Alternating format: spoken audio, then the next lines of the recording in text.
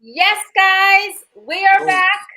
This is Brandon Society, and yo. today, yes, we have episode 11 for you. Yay! Yes, Ah, I really feel like it is a baby. We had our 11th week. You know how you do the countdowns for the kids? You're like, oh, 11 weeks, we're this far along. That's how I feel right now. I'm like, we're on the 11th episode. right. Right. We get to 90. Well, let me see. We get to 100. our 12th, and it's like, wow, we're almost through the clearing of this ain't no joke. Right. So I'm your girl, Kimberly Marissa. It says Kimberly Hall, but I am Kimberly Marissa. Oh, Lord. And I have, if you don't know already and you're new to this show, I have a online business that I am launching.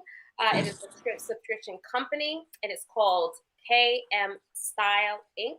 And it is a subscription box, and it'll launch in August. And so I'll give you guys more deets in August when it launches. But to my virtual right is Learjetta. Go on. Yo, yo. Artist, freedom vibes, motivator. Let's get it popping at Leah Cheddar, baby. Yeah. What up, y'all? It's your girl Tiffy G. You already know the vibes of at Beauty Supply, online Black owned and operated beauty supply store. And it's my birthday, guys. Happy birthday, She's fam. 38. She's 38. I Right. turned 38 Happy yesterday, birthday. so happy birthday to me. Right. Happy birthday. Thank you, guys. Birthday. Liz Jetta had a birthday too. Yeah, Right, you know, we in the building yeah. right here. You know what I'm saying? Right, baby. Freshly Yes. passed. Let's go. What's that? We all are just getting better and better like wine. Just Yes. getting better. Yes. And speaking of such getting better and better, in life, you cannot get better unless you tackle your fears. It's impossible. We learn this even as kids. Our parents, our guardians, whomever, our teachers, they all tell us. They're like, you know what? Don't be afraid. Don't be afraid. And that's wisdom, and that's words to live by, because at the end of the day, being afraid almost never helps you. It's good to be, cautious, but don't live in fear. Don't be afraid. Mhm. And so today we're going to jump right into that topic, because when it comes to building a business, building a brand, yes, we're not going to lie, it is scary. We have all said that. We all feel that. And you guys may be feeling that as well. Even if you're building a business, just being in the business world, because all of us have to make money somehow. Yes. And so it's always scary getting a new job, always scary when you get a new boss, always scary when now so many companies are in transition because they're implementing new rules, they do mergers. And so, yes, there's always a reason to be on the fence, Right. but you can't stay there. So today's topic, we want to talk about removing the fear, Ah, push it aside, because scared money do make money. You can't make money if you're scared. factuals. So let's jump into our first question. Because the funny thing with being scared is the fact that we always think about, like in horror movies, oh, you're crouching in the corner or you're avoiding something and it's so obvious. But as adults, we know that sometimes you could tell someone's scared by the fact that it looks like they're doing something, but then you don't see evidence of all the doing. And so we call this analysis. I almost had a total blank. I was like, what do we call this? What is this? Am I having it right now? I'm having a paralysis.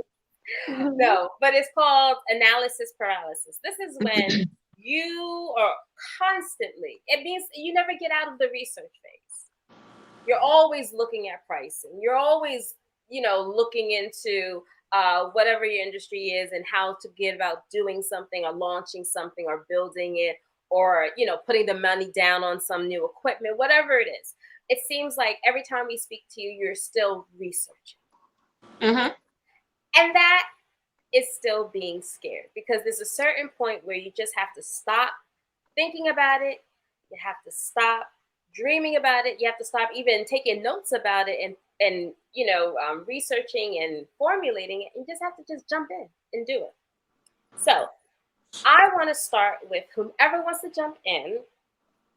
How did you move past the research phase and just what was that moment where you just were like, I'm not doing any more research right now, I'm going to jump in? Mm-hmm.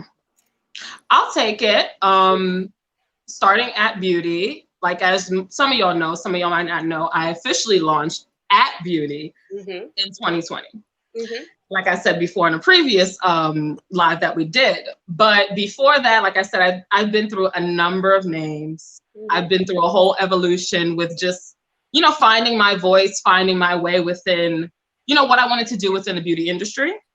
So my analysis paralysis was what you're talking about. Before at Beauty, there was Hair Story, there was Color Effect, there was Goddess Hair 616, and a lot of that was my analysis paralysis before I got to at Beauty. It was, seeing like, okay, well, what is it I want to actually do, and how are they doing it? Because I don't know the first thing about selling hair. I know how to do hair, I know how to do makeup, but I didn't know the first thing about, okay, what does the industry want? What do the people want? What do I want? Even for myself, for my brand. So, I was constantly like, I always say, I joke, I say YouTube is like my holy grail. It's like my secondary Bible, because I usually go to that for like everything I want to know. And it's a good resource for, most people. It is a really effective resource.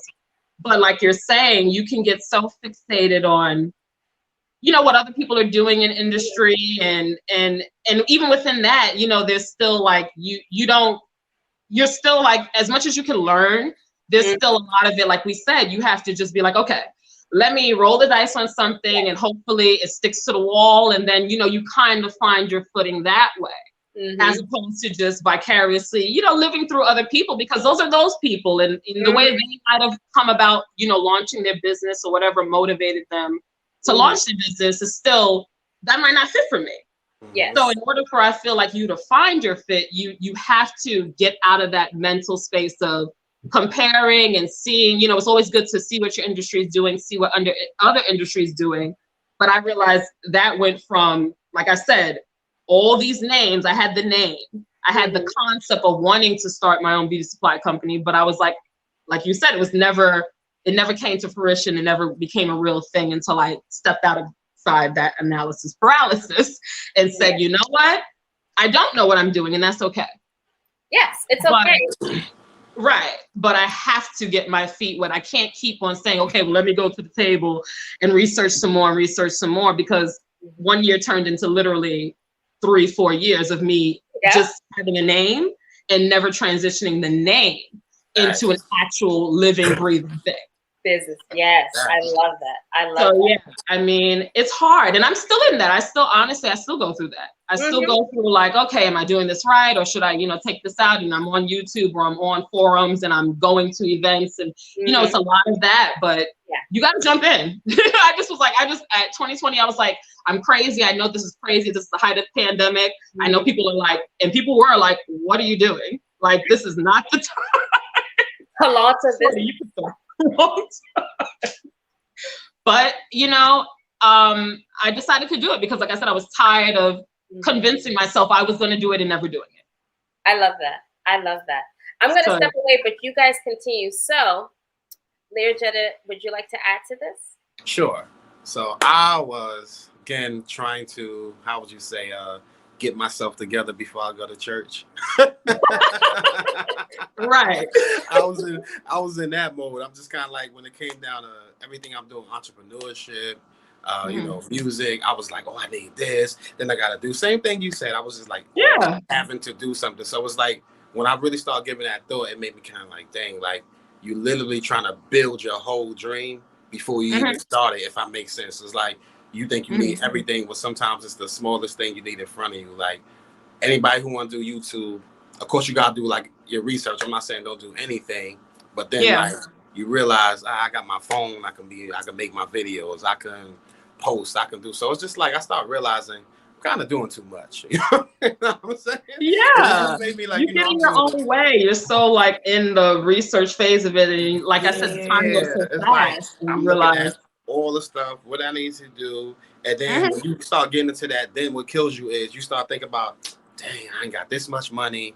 I need that much money. I need this. I don't have this connections. I don't have that. So you're right. You just kind of straight paralyze yourself because now you start going more into what you don't have. Then, and I think I said this before. You're not looking at what you do have, like that phone, the ability to, record a couple of this. So you start looking at the wrong things. And I did that a whole bunch of times. Like just how, especially money is, oh my God. When you just think about the money, you is not moving. You're never gonna start. My God. It will put you in a place like, dang.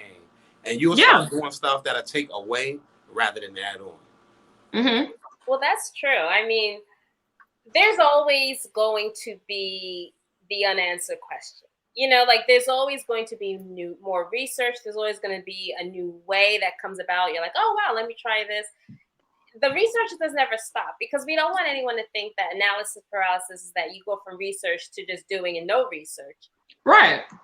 I think that, I know for myself, what allowed me to start and just jump in was after I did do a proper research, I gave myself permission to fail.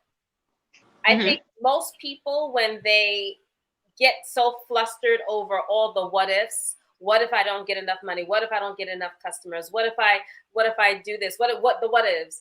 And it's always the what ifs leading to destruction, leading to a bad ending. And so I just allow myself that, no, there are going to be failures. You're going to make mistakes. You're going to miss things. And if you're going to try to out-research the inevitable, which is all of us have to fail at certain, that's how you learn, you're never going to start, like you guys both said. So yeah, that's for me what made me really jump into it is that, I did do the proper due diligence, which we say everyone should do. You do need to do your proper due diligence. But after that, like Tiffy G said, you just got to jump in. You got to jump in. You have to. That's what helped out. And like Tiff, I was like trying to figure out a zillion names and everything. Yeah. So I went through that phase too. Like, you need something. You just got to get to work. That's it. And I love it because it comes, and sometimes it's the doing that allows you to actually get that missing piece. Like, look at us, for example, when you just wanted the name. We literally started with no name. Right. Yes. And we didn't get our name until like episode 3 or 4. Yes. Yes. Yeah. You just have to get the juices flowing out here. Yeah. It's so true. So, all right. So we go over and we finally get to the point where we're like, all right, I'm going to do it. I'm doing it. Okay. I'm not going to be caught off guard and stay in this fear zone of just being inactive. But then there's the other element of fear that sometimes plays in our businesses and in building a brand, which is you're so scared of, and we've touched on this in other episodes, changing things and stepping outside of the box. And so that itself can be a way that you're justifying the fear you're having, which is you like things to stay status quo. And status quo, let us be very honest. All of us are, we've been doing what we've been doing for quite a few years now, enough to know that status quo can provide you certain predictable things that it doesn't make you need to change. Like TPG didn't have to start at all, in an entire new business model, which is building a beauty store online. You know? She could have continued with what she already was building and still is continuing to build, which is her own personal brand, and her online presence, because that she had built, she's continuing to build, and that's now very familiar and it's very comfortable. The same with Learjetta.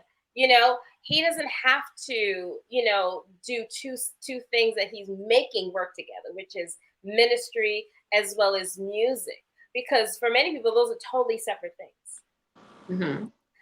And, the thing is, because when you get so used to one thing, you stay in it. And so staying in it can be its own way of you being afraid in your business to get to the next level.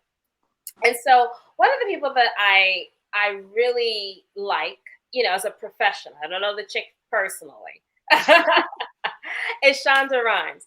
Many of you may know her. She is the creator of Scandal, Grey's Anatomy. Like, she got Thursdays on lock. Yeah. And she's the one who created Bridgerton, which, yes. That's look at bro. Bro's like, what? I know. I'm gonna leave that in y'all hands. Yeah, It's all for the ladies. It's for the ladies. Y'all got that But the reason I bring her up is because about 2 years ago, maybe 3, not too long ago, she actually, with all her success now, she wrote a book called The Year of Yes. Mm-hmm. Because she realized that even when you're getting to a certain level of success, even when you have had certain levels of success or just breakthroughs, that in itself can turn from being great to now your new normal. And then you stay in a system of fear because you're like, I don't want to break anything. I don't want to disrupt the boat. And she felt that for herself. She was like, I don't want to get myself stuck. And so everyone actually is right now, we're in the 6th month of the year, June, which means we are halfway finished with 2022. It's amazing. So the question is for all of us, and I want you listeners to answer this for yourselves too. The year is almost over. Half of it's gone. What have you said yes to that scared you? And then I have another little tidbit question next to it. But first, let's answer if there's anything that you have said yes to that has scared you.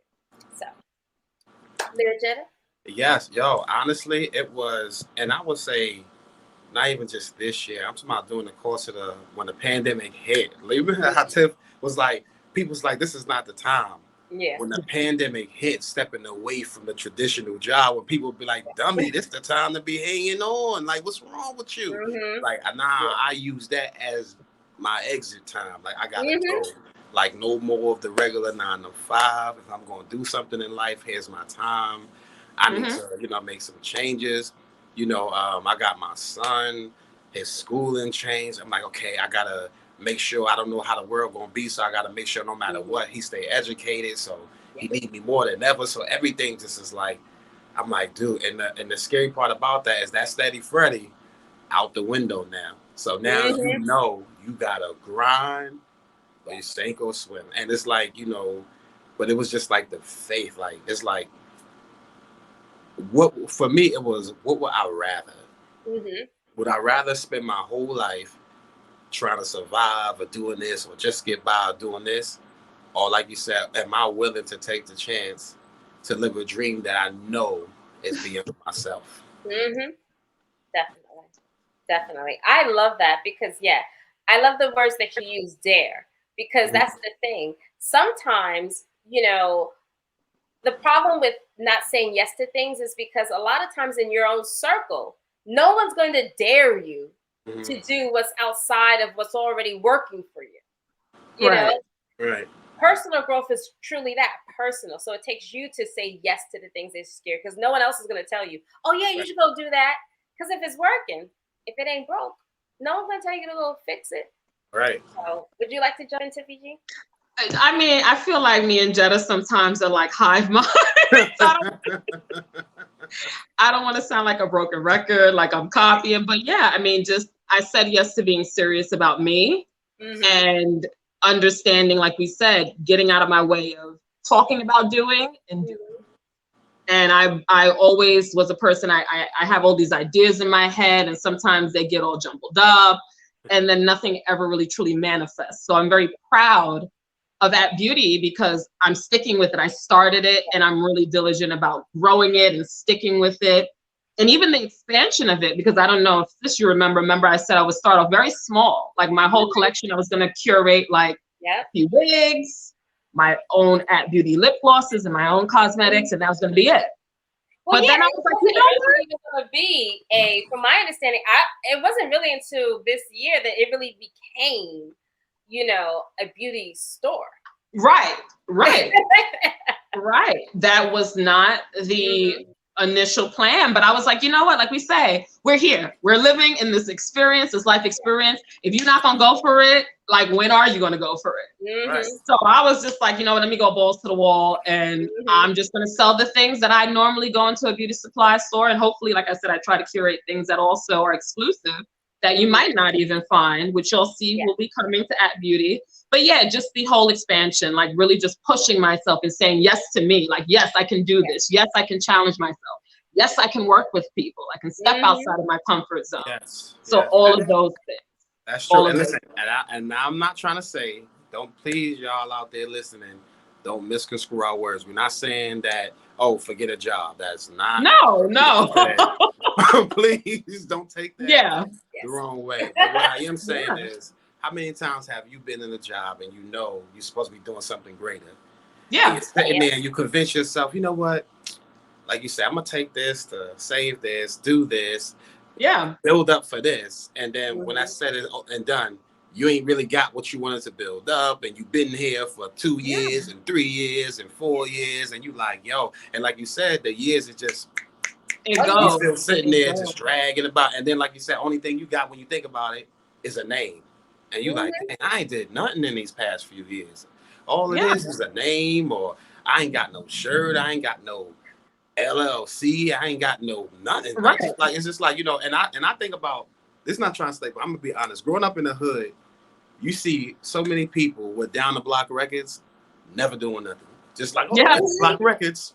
Like, yo, no music, no shows, no career, just like happy saying down the block records. So it's like when you say beauty, what is that beauty doing? When you say freedom vibes, what are freedom vibes doing? When you say KM style, what's happened? Are we just screaming this stuff because it sounds good? Because that could be another thing. Like, you want to feel important. Yes. A lot of people they want to feel, or it's fake it till you make it. Ain't really happening the right way. It's just like you're living in a illusion. You're not. You're not it to yourself. Right. Exactly. Like you're just not. You're not living a dream. You're just daydreaming. You know what I mean? Yeah. Well, like people do the overtime at work, and then it's like there's no investment in them. It's like you're doing the overtime, okay, to do what? You're buying, you're going out to the club. That's all well and good, but then that's fleeting. You know, you do it that one weekend. Like, I'm about sustainability. I'm about longevity. I'm about a name, a brand, something that will, like Kim said, will live, hopefully, God willingly, beyond me. You know, that my son or my son's kids can carry forward. You know, things like that that really impact, that really, you know, have that longevity to it. That not that monetary like experience of it all. Because if you could say yes to your job that you hate, why you can't say yes to you? You know, and things that you value. So just keep that in mind, guys. Yeah. Well, this is, I mean, everything you guys said was spot on and chock full of nuts. Me like old school slang. I love it. But it is true. I mean, I do love that you brought that point up, Learjetta, because that's very true. And that's everything to me is always a show that needs to be its own show, because yes, there are many people who say that they are something, and you never see the proof in the pudding. It never goes past, oh, I got this. It's like, okay. And it does take sometimes a slow climb, you know, it is a slow climb, but you know, still there should be evidence along the way. So yeah, I love that you brought that up, because yes, many people, they think their yes, I think that's what you're saying, like their yes, they think is all that's needed. Right. Have you ever been in a place where, in any industry, like for me, I would say music wise, business wise, just everything wise, have you ever been, and I'm gonna give an example of myself. You meet people and you're like, oh, hey, you know, how you doing, whatever, and you're in this place of opportunity, and people are like, oh my God, oh great, well, where can I find you?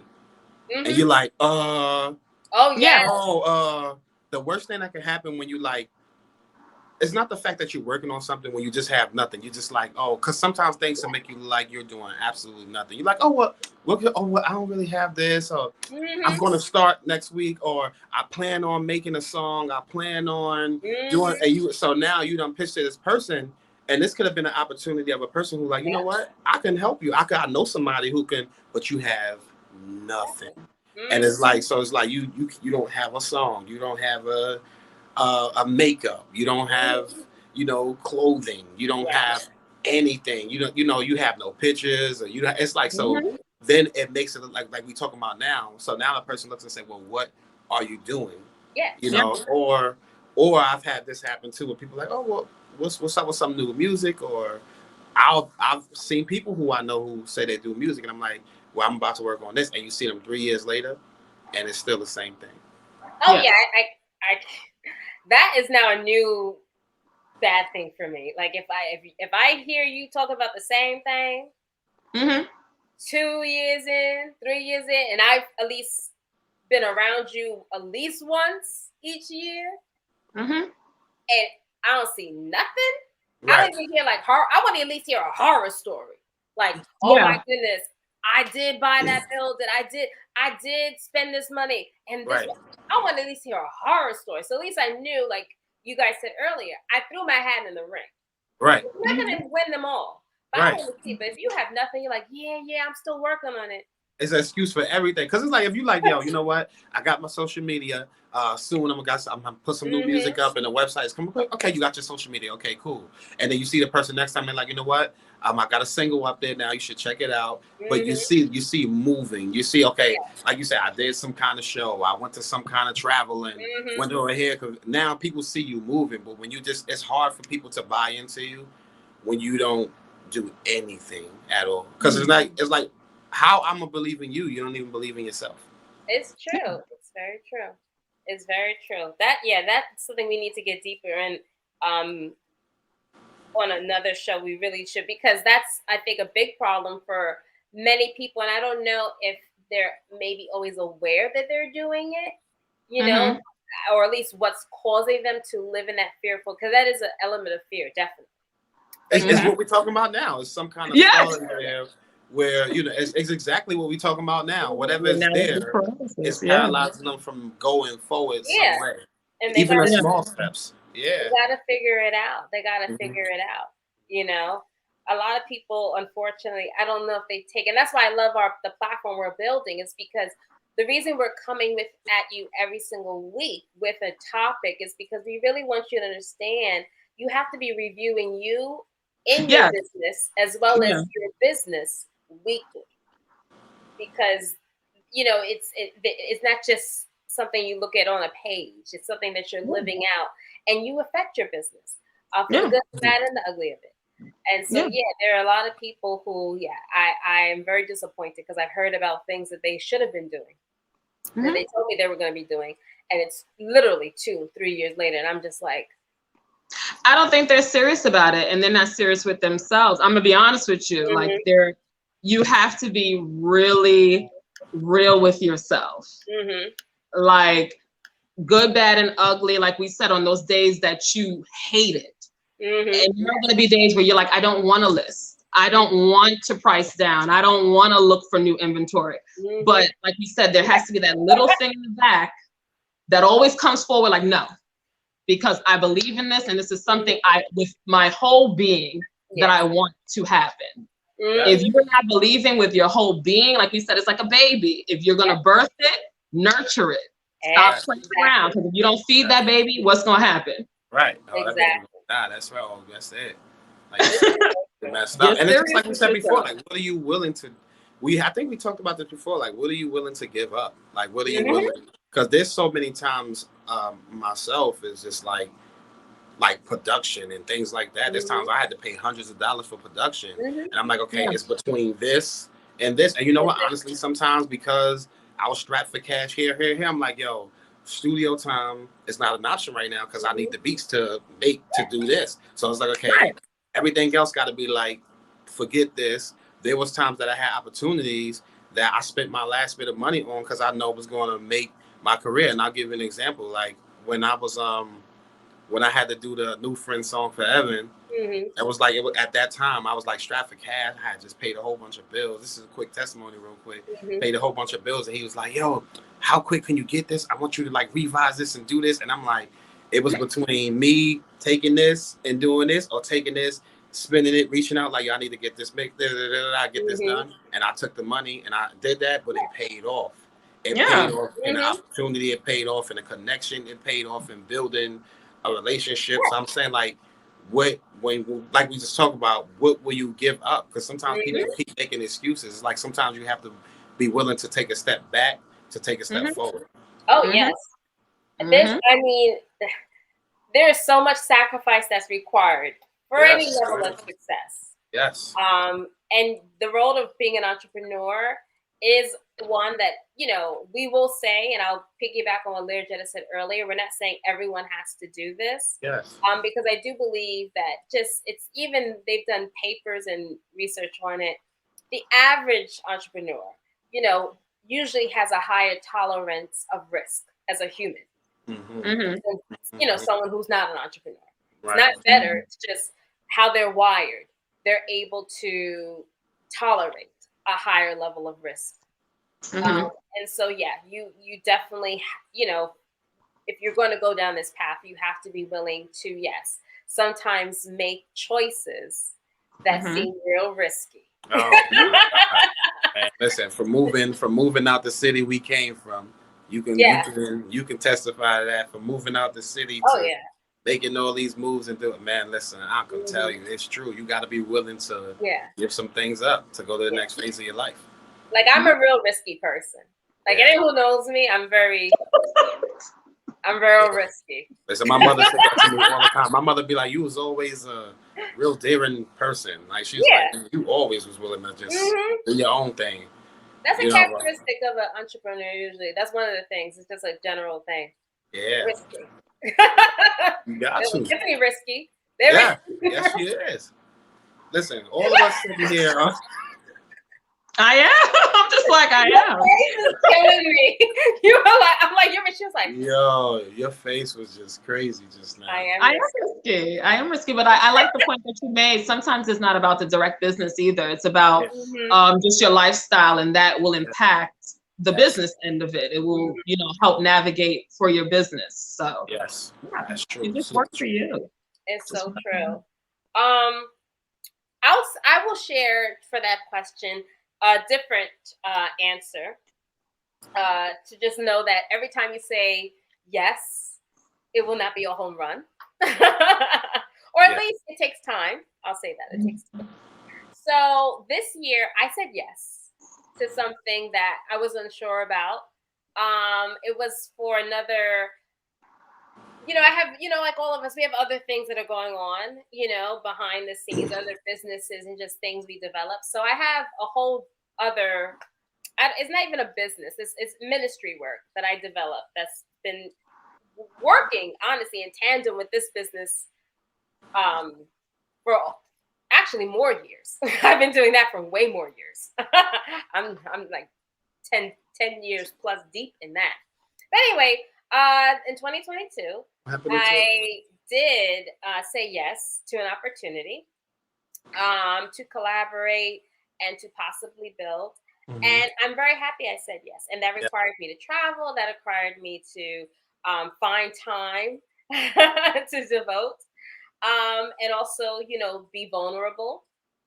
And these are all things that, you know, it wasn't that I was so scared, but I just didn't feel fully equipped. You know, I have the same amount of time as everyone else, but I am already pulled in different directions because I have a business that I maintain that actually, you know, has employees and it's fully working and functioning, as well as the launch of now a whole new company.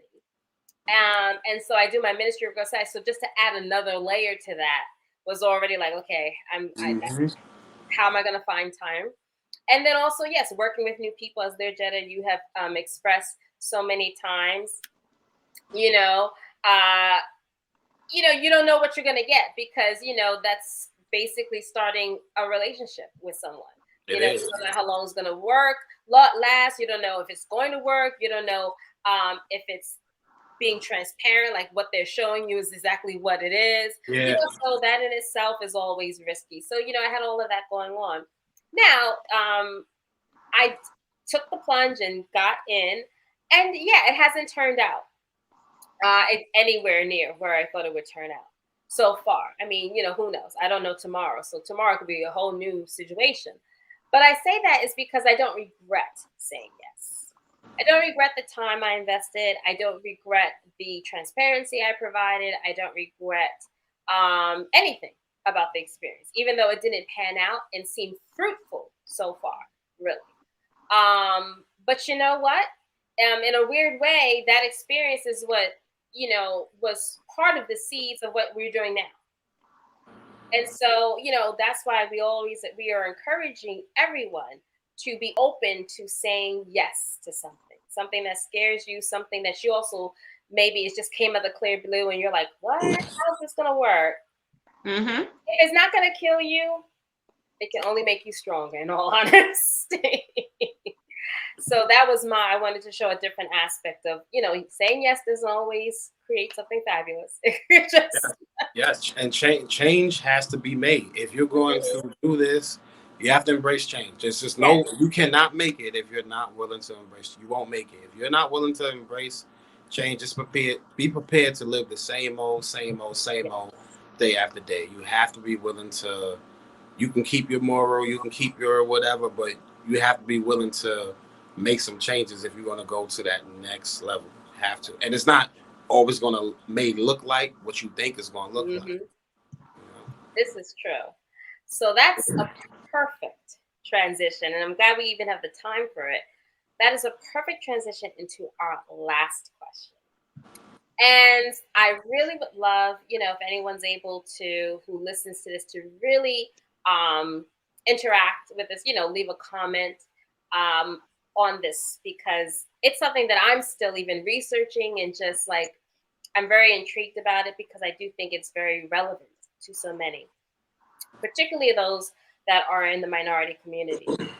And that is fighting the scarcity mindset. So the scarcity mindset, Alicia Keys, she spoke about it not too long ago, but she's not the only one. This has been something that's been discussed by many, you know, um, successful entrepreneurs, entertainers, business people, even professionals, who were in law, who were in, corporate America, on, as CEOs and heads of Fortune 500 companies. And what the scarcity mindset is particularly it's for those who come from a background of scarcity, usually economic scarcity. And this predominantly hits those within minority communities.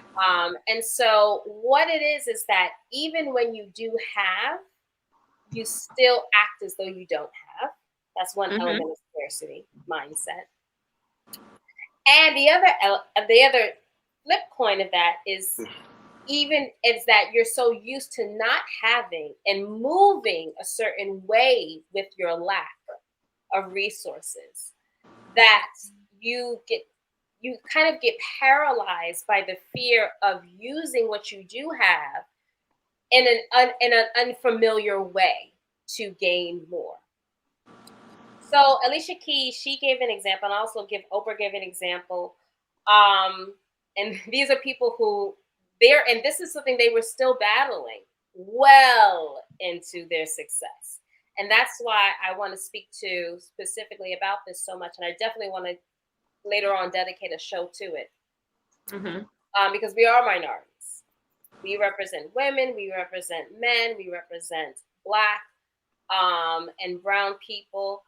And also just minorities in terms of that people who have grown up, I know for myself and Tiffany, we did not grow up middle class.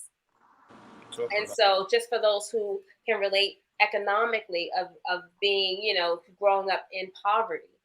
And so Alicia Keys, she made a comment that, she was already like years into her Grammys and success, and, not just her first album, past that. And she still was so scared to spend money. And one of her friends, who she had, not grown up with, but someone who, became a friend through time, through, her profession, told her, you can't live that way. because you're putting out the energy that you'll never get it again. Mm-hmm. And you have to break that because you will be self-fulfilling.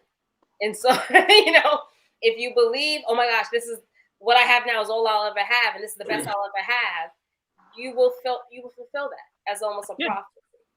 Yeah. And so she had to really, it was so hard. And I can relate to that. I'm not where she's at. Yes. But I can relate to that because it is very hard when you're used to literally having to count every penny, every dime, and having times that you're not talking in you're not talking as an analogy. You're actually talking factual. You're like, no, I know what it's like to go to bed hungry. I know what it's like not to have 3 meals. Like, this is not what ifs. This is no. There's a memory. To really, embrace spending money because it was so hard fought for and far in between. Oprah, she was like 15, 20 years into her success. The money was starting to ripen at this point. And she said that she went to a store because she likes glasses. Everyone's seen her with her different shit color frames. And she said she was in the store and then she liked 2 frames. And she said, I was literally there for 20 minutes looking at these frames, trying to decide, which one should I get? Which one should I get? And she finally said to herself, I can get both. Yeah. Yeah. And that's not, I think she already had crossed the line. This is decades as a billionaire. She still was, because it's that retraining. It was this thought of, oh, wow, let me choose. And she was like, honey, you could just buy both. And so I want to bring this up in terms of, 1, do you believe this exists? Because some people don't believe this exists. And 2, let's just explore, discuss this.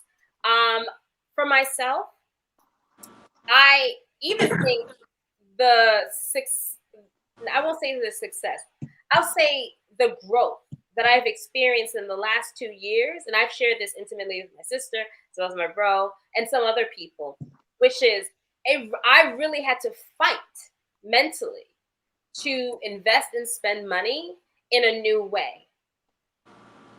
Because I'm not rich yet, So, but just getting there, you have to start retraining yourself that, okay, like I had a huge amount of money and I used pretty much all of it for my business to get it to this next level. And that's something still I'm like, oh, but I had to, but because I've done a little study into this, I know that, like the title, scared money don't make money.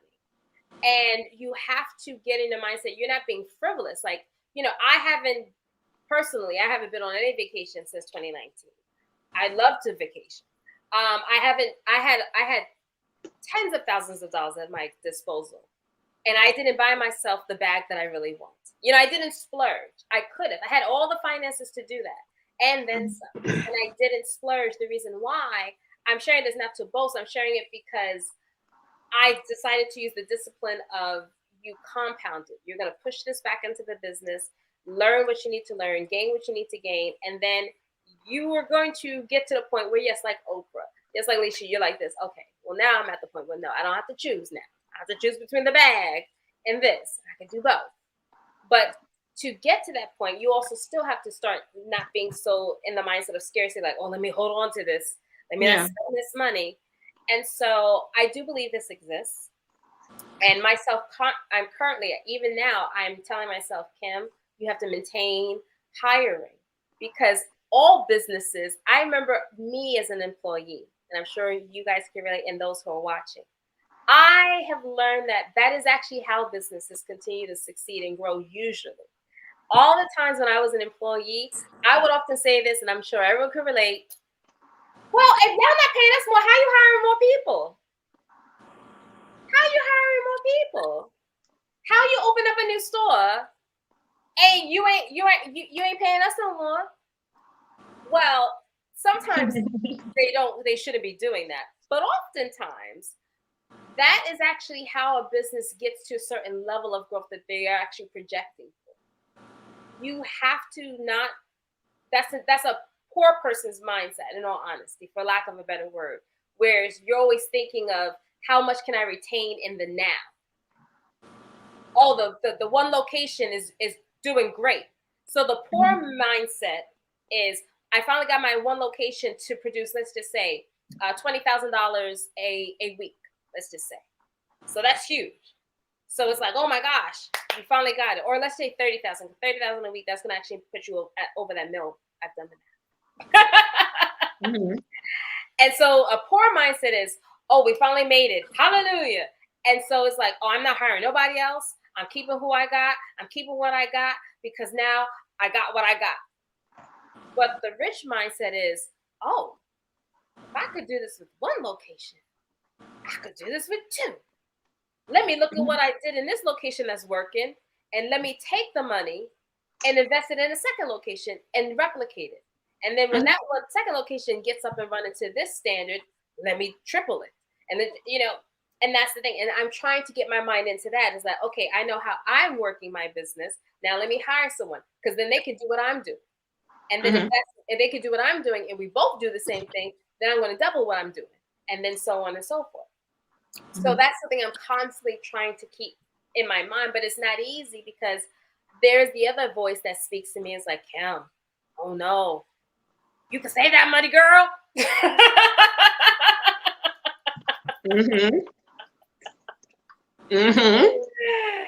So now that I share with you guys, whoever would like to jump in of like your thoughts and like how you relate to this or don't relate to this, or share with the people. You want to go, Tiff? Yeah, I think I've been on both ends, honestly. Before at Beauty, when I worked in the theater industry consistently, I did get a lot of money in a very short stint of time. And I think there wasn't a lot of like maturity just on so many ends, because I would blow that. And I could have invested in, opening a business then, but that wasn't the priority. That wasn't the focal point. So yeah, again, I think it's just, where you're at, and that can kind of guide you on disciplining yourself when you do get that surplus, or when you don't really have it with the little means that you do have, managing it where it works for you, where it truly works for you. I'm not at the stage where at Beauty where, I'm getting a lot of revenue in at this moment, but I know now with the things that I am doing and the way I am structuring myself ahead of the curve of that, that I should hope, and I can't, there's no guarantees, I don't want to speak outside of myself. There's no guarantees, but I should hope, when I do get that windfall, when I do have the steady clientele and customers, that I'm able to ask God to discipline me to manage that properly, and, be more diligent about, when I want to treat myself, I think it's okay to do that as well. I think you are deserving. If you've worked hard, like they say, you can play hard. But there needs to be a healthy medium. You have to find like a healthy medium, because it is crazy when you don't have a lot and then you suddenly get a lot. That's a lot for a lot of people. Like they say, lottery winners. When they've had nothing, they go broke so quick because it's a lot. We're talking about thousands. We're talking about sometimes millions, and we're not talking about an increment. Sometimes we're talking that's funneling in. In a matter of days, in a matter of hours for some people, and if you're not really in a spiritual place, a headspace to really understand, okay, I need to prioritize, and it's hard because we're human and we have our desires, but you try to manage it. But that's why I said it's really important to identify you and your placement in all of that, and like I said, if you really believe in your business, you will, with all that money coming in, you will try to structure it like, okay, I need to do, it's almost like paying bills. You get your check from your job. I'm gonna put it in simple terms. You get your check from your job, the responsible thing to do is to pay your bills. Now we all know, I've been there. I'd be like, listen, I want to go on vacation. I want that drink that's on at BBQs and everybody, all the things.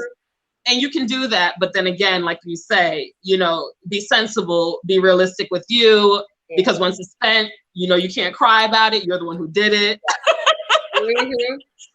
So it's hard, but yeah, I mean, I'm not in that space where I can honestly say with At Beauty. I've had that issue of having all this money coming in now and not being able to manage it properly or use it the way I want to, or be at that place where it's like, oh, I can get this and I can get this, but being like torn, because I don't think I would really have that. But I think that it also works. That's the thing. It's not just about having a lot of money. It's repositioning your brain to use what you have. And you guys in many ways are doing it, using what you have for a greater purpose, not an immediate purpose. You know, like using it to build. Like you're doing that. If you're using your time and whatever resources you have to build a business that is not providing with you the income, that is then taking whatever income you have and distributing it to something with a different mindset. You know, that is because you could just be like, why? A lot of people, which a lot of people do. A lot of people in your position would go, well, I just gotta wait because I don't have enough money to do this. Yeah, I used to be that person. I used to be that person. Like, again, that goes back to what we said earlier, just making excuses to, you know, stagnate you or just, you know, put you in this box, you know, constantly in this one little box and you're never stepping outside the box. And that's why I said I had to get serious about me. And that's why I to the audience, I'm like, really be serious like that. When you're serious about you and you really identify with you, like those things they're not going to, like we said, they're going to have its challenges and you're going to face those human things, those human dilemmas of not knowing what to do, even when you know what to do, you know, but it will help you manage when you really are 100% like, I really want this. Like you have to like really want it. You'll find a way. Like we find a way with every other thing that we do just without even thinking about it. We do it with relationships. We do it with, you know, monetary things that we want. So if you can do it with all those things, we can discipline ourselves to do it in the things that we truly need or we want to be fulfilled. So yeah, I mean, but it's hard. It is hard. It's true. It is hard. It's true. So Legit, what's your take on it for our last few minutes in this? What's your take on this? Last take on it is just, you know, for me, I grew up in the hood. So I was straight up, my mother had, you know, a lot of us and had to do it by herself. So, you know, you automatically pick up that mindset of seeing somebody just got to survive. So it's easy sometimes to, even if you're in a better position or a worse position, like you said, still have that scraggly mindset. Because I've been in positions where, and I'm gonna laugh, the younger me was like, I remember I got my first income tax, right? I'm gonna tell you the truth. I remember I got my first $12,000. Oh wow! And for me, having that scraggly mindset, I'm thinking, oh snap, yeah, it's gonna be good. That mismanagement, man, that money was gone before I looked up. And I mean, like, you popping bottles, you doing this, you looking out for people, you doing, and then you like, and then you not realizing because you thinking, oh, this is, you know, and then gone. Like I was like gone, and then you think like now being a person I am, I think back to that like that was a business, that was studio time, that was, and you know, but at the time, like you said, in that cycling mindset, you're not thinking about that. And then I've been in times where I have money and I'm like, oh, I don't want to do this because this, and like you say, you live in all the pride, and so it really is just kind of like that wisdom and just managing the right way. And I think like now for me, you know, as a father, I'm not saying I get everything right 100% of the time. I'm not saying that in a way, but I do know now, absolutely, a lot of the money that I spend go towards what I'm doing. Because I know I'm working. Like you said, scared money don't make money. I got to invest in myself. Then also, I got a child to take care of. Then also, I know I got other goals. Yes, I talk about music and stuff like that. That's one aspect of business for me. But I also have another side hustle. So I'm like, I have to flip. So everything is like, I understand is like, I have to know how to use things. And there's things I want to do for myself sometimes. Like Tiff said, like, I might want to do something, you know what I mean, for myself. It's the little things. So it's like, yeah, I'm going to get me something, but I also know if it's way out of pocket, don't do it. You know what I'm saying? And I think, you know, it's just for me, maybe we can talk about this another time, but really learning how to break cycles, because it is, I can honestly say that when you grow up around a whole bunch of people in that mindset, it can affect you for in both ways. You either too scraggly or you don't know how to manage it at all. You know. It's true. Well, I definitely appreciate you guys contributing to that question, because I do think that, again, I think that this is the thing truly, we all, today is actually, we're pre-taping, and today is Juneteenth, well, actually, no, I think that's Monday. What's today? Yeah, that's going to be, let me see, 18th. That's going to be this Sunday, Juneteenth. And, the reason I'm bringing it up is just because we are now in a very interesting time when, as people of color, we have more access than ever before. But yet it seems though we're not exercising the power that access we should have. And part of that, I do think, is that many of us, like you just said, Learjetta, many of us are on one of the two sides, and sometimes both, just at different times. And I'm no different. Like, when I think about all the money that I remember there was one time when I was way younger and I just was getting paid a certain amount of money. What I would have done now. Right. What I would have done now. Could I say something real quick? I will say this again, and this is why I brought up cycles, because a lot of times I've never had no man or anybody say, hey, listen, you want to take this, put this up, this is what you need to do. So this is where us, as people who are talking to others, we got to begin to educate as well. Because if you don't know, you just don't know. You're trying to figure it out. So this is where teaching has to be intentional teaching, because I grew up around a lot of people who do not get taught any type of financial education. They don't understand why open up a bank account. They just think, oh, that's what you're supposed to do. But there's no real why you should be doing it. It's just like, oh, this is what you do. You know what I mean? Well, yes. I mean, that was definitely, like I said, like we have, all three of us discussed, there are definitely financial episodes that we really want to bring, and specifically just by finances, like actual specifics. I had some wonderful conversations this past weekend. And, I was sharing with some of the things that I've started to learn, and I started to incorporate, as people who are building, even if you have a job, it's just very important to understand how you're taxed, how the average worker is taxed. Even if you are a doctor, you're taxed at a totally different bracket than someone who makes the exact same money, exact same salary, and they actually can say that they have a business. Totally different brackets just based upon title. And many people aren't aware of that. So, a lot of people say, oh, you should be a doctor, you should be a lawyer. Well, they're going to get taxed more than the entrepreneur. Someone who actually can actually legitimately show that they are a business. And that's important. We're going through a time of inflation. That is very important, because if I'm able to take, let's just say home $30 more every, pay period, it may not seem a lot, but that's actually $120 more than you for the month, depending on how much I make. And that adds up. Think about that, times that by 12, you see how it compounds. That's for some person an extra, maybe close to 2K. Imagine what you can do with that extra 2K. And that's just putting it on a very small scale. But then many people, it's even greater than that. And it's greater than that. And they're not even that big of a difference in terms of how much money you're really making for the year.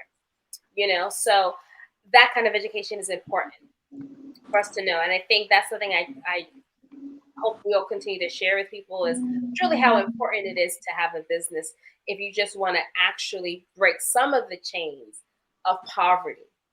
And it's very important, because the government that we live under is set up to be pro-business. It's not pro-worker. And so if anyone is thinking this is just about love, it's also just strategic.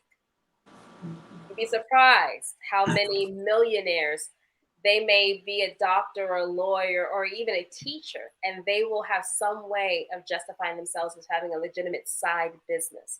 And that's how they're filing their taxes. So they're keeping more of their income. But, we will get into all of that in more depth at another time. But just be mindful of, yes, it's very important for us to break these cycles. Yeah. But we have awesome news because this is going to be our last episode on Facebook. Hey. Not on ever. We are going full-fledged forward. We finally worked out a lot of the kinks and a lot of the things that we needed to just fully start our lives now, our episodes on YouTube. And so that's where you'll be able to find us. There will be probably a blast. We're going to do a social media, post to advertise the channel so everyone can find the channel. But yes, on YouTube because we coming for these YouTube dollars. Yes, we are. This is what I'm talking about. Go. We can't play with the metaverse right now. We can't play with the metaverse. Definitely can't. No comment. So until next week, guys, we thank you for watching. We thank you for all of your support. And yes, support us on our YouTube channel. We're going to send out the deets on all of that. But we're excited for you to be on this ride for us. So until next week, let you guys have anything to say because I'm like, enjoy. Peace and love, y'all. Yes, sir. Peace. I love it. Bye.